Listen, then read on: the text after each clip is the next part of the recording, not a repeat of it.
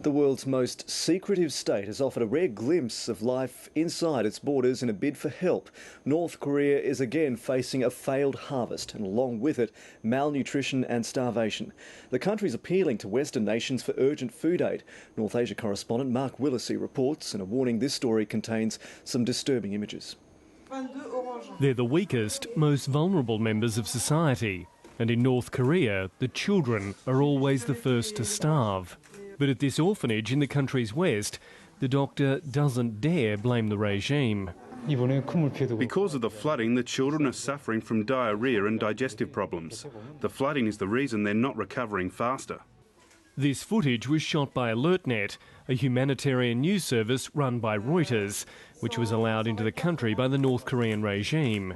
Accompanying them, a medical team from the aid group Doctors Without Borders, which found about half of these children were dangerously malnourished.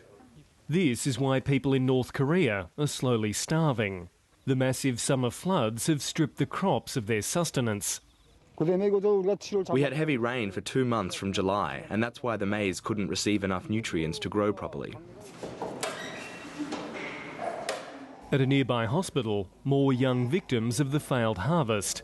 Low on medical supplies, the doctors have resorted to crude ointments and powders to treat diseases caused by malnutrition.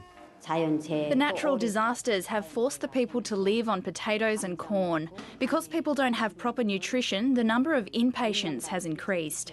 Reliant on diminishing sources of aid, the North Korean regime has reacted to the failed harvest by slashing food rations to just 200 grams per person per day.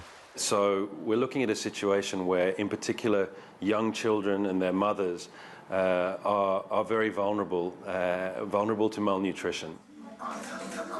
After an unsatisfying dinner, these orphans huddle together under the watchful eye of the dear leader to sit through yet another patriotic film. They may have empty bellies, but these children are fed endless servings of propaganda. Mark Willisey, ABC News.